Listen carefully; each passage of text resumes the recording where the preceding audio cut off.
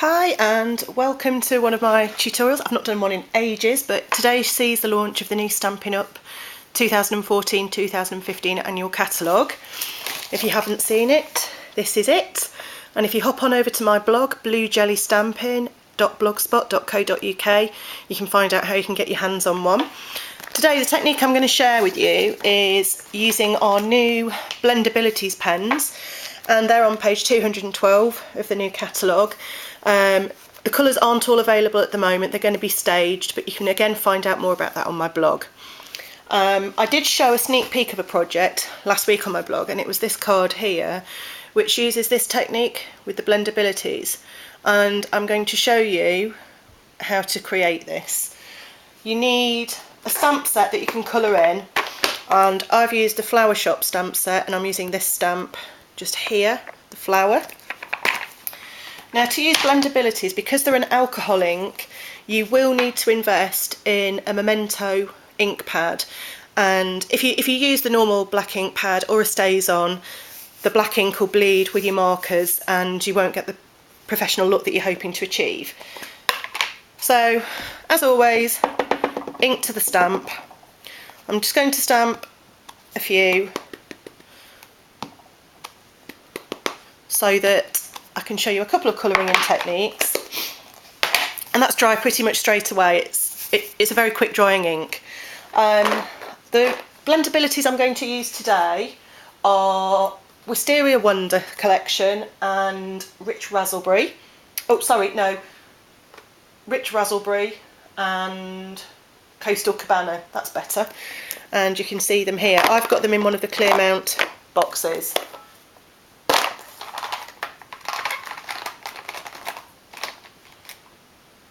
I'm going to eat my own words here, you know. It is Rich Razzleberry, I am right. So, we'll start off and we'll do a simple blue flower first, so we're going to achieve this look here. With the Blendabilities pens, what you'll find, each set comes in 3 different tones. I don't know if you can quite see that. I tend with alcohol inks always to start with the darkest colour first, so I'm using this shade first. And I'm just going to try and zoom in a little bit here so you can see what I'm doing. Dodgy. Right, I always start in the middle of the flower for this effect, and I'm not doing a great deal of anything very professional there.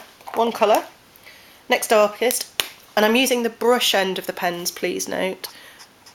Just a little bit more colour.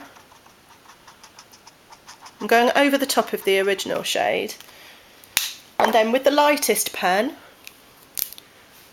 I'm going to do some circular techniques, but I'm not going to go right to the edge of the petal. I like a little bit of light showing.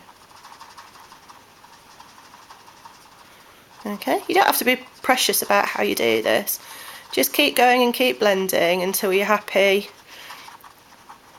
with the tones. And if I just do a close-up on the camera here, you can see there, just trying to get it right, you can't actually see the pen marks, it's really good. Now I'm just going to pop that there for a moment, and I'm going to do exactly the same thing on the next flower, but I'm going to use a little less colour, because what I want to do here is blend the Coastal Cabana and the Rich Razzleberry, that's better, together. So I'm going to leave those 2 colours there, and I'm saving the lightest pen for the end. I'm going to choose the darkest of the Rich Razzleberry pens, and I'm going to start on the outside of the flower, trying really carefully not to put too much on, because I don't want to do much on this flower. Lids on, onto the next one. And again, a little bit of a circular motion, just kind of going over what I've already done.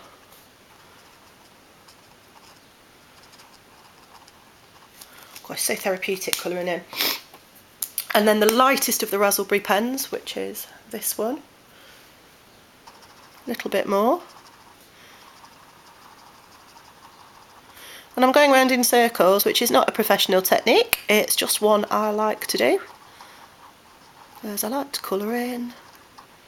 Okay, I'm going to leave that there for a moment, and then I'm going to take the lightest of the Coastal Cabana pens and I'm going to go over everything in a circular motion. And because it's a lighter pen, what it tends to do is lift up a little bit of the rich raspberry ink. I don't know if you can, without me going blurred. You see there?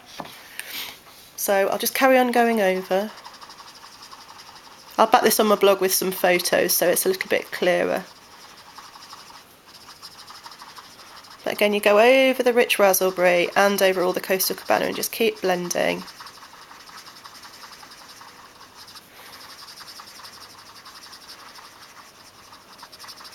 You still with me? Falling asleep yet?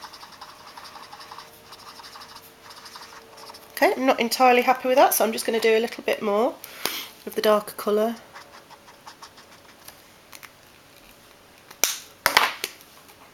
That's the good thing with these, you can't really make a mistake because you can just keep adding more ink and keep going. Just going to lift some more of that purple. Maybe add a little bit more of the lighter. To try and blend. And this doesn't damage your pen's look because you'll still colour in Coastal Cabana, so you're not thinking, oh, I'm getting purple ink all over my blue nib, because you won't, it's fine. And that's pretty much it. So let me see if I can get the angle right here. You can see how nicely it's blended. Go a bit further away, that's actually easier. And then what I like to do, just for a finishing touch, is if you take the stamping chalk marker, what you can do afterwards is just randomly add dots to your flower. Start closer together in the centre and then spread them out. And there is no technique to this whatsoever. It's just daub where you fancy. A bit of daub. But it just adds a little detail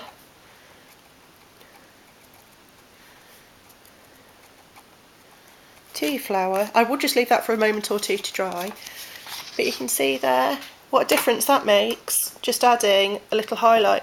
You could even colour over with a different coloured blendability if you wanted to. I do strongly advise you to store your blendability pens flat. Don't store them upright because the ink will run. You can, oh sorry, one end that I didn't use is this very fine end here, and sometimes what I tend to do is go round some of the detail, or you can go around the outside of your flowers or your shapes. It's probably best to do this with a much lighter colour, and what sometimes that does is give it a bit of dimension and makes the background of your flower pop. So once you're happy with your colouring in, you don't need to leave drying. They're dry, touch dry straight away.